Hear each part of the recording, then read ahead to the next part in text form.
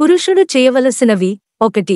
తనపై ప్రేమతో గాని తాత్కాలిక ఇష్టంతో గాని సంతానంపై ఆశతో గాని తనని సంభోగానికి ఆహ్వానించిన స్త్రీ యొక్క కామదాహం తీర్చుట పురుషుని యొక్క ప్రథమ కర్తవ్యం.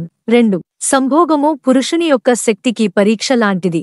రాజ్యములు జయించిన యోధుడైనను సంభోగములో స్త్రీని ఓడించలేని ఎడల అతని శౌర్యము నిరర్ధకము. 3. అభ్యాసము ద్వారా యుద్ధ విద్యల యందు ప్రవీణుడైన విధముగా సాధన ద్వారా స్త్రీని జయించగలడు. 4. పురుషుని యొక్క శృంగార యోగాధ్యయన కాలమునందు అతనికి పూర్తిగా సహకరించుట స్త్రీ ధర్మము. స్త్రీ సహకరించనిదే అది సాధ్యపడదు. 5. శృంగార యోగ సాధనకు పురుషుడు తన ప్రియురాలు లేక భార్య సహకారము మాత్రమే పొందాలి. అన్యులు అనర్హులు వ్యభిచార స్త్రీల వద్ద ఈ విద్యను అభ్యసించరాదు. వారిపై ప్రదర్శించకూడదు. 6. శృంగారము నందు నిష్ణాతుడు కాలేనివాడు సత్యమును అన్వేషించలేడు. సత్యాన్వేషి కానిదే ఆధ్యాత్మికత చింతన అలవడదు. 7. మనిషి యొక్క మానసిక వికాసంలో శృంగారం యొక్క పాత్ర అత్యంత కీలకమైనది. ఎవని శృంగారం రుగ్మతల వలయంలో చిక్కుకుంటుందో వానికి సంపూర్ణానందం లభించదు. 8. వ్యక్తుల శృంగార భావనలను నియంత్రించే అధికారం సమాజానికి లేదు. 9. ఒకవేళ సమాజం నియంత్రించడానికి యత్నించిన అందుకు దాని శక్తి చాలదు. 10. సమాజమైతే శృంగారంపై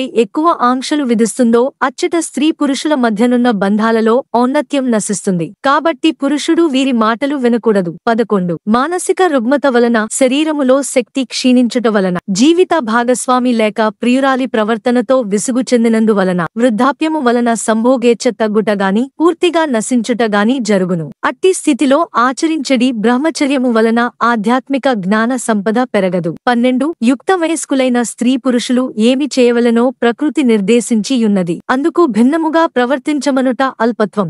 13. కాబట్టి పురుషుడు ప్రకృతిని నిర్ణయించిన మార్గంలో మాత్రమే వెళ్ళవలెను. అన్యుల మాటలు గాని బంధువుల మాటలు వినిగాని తన మార్గమును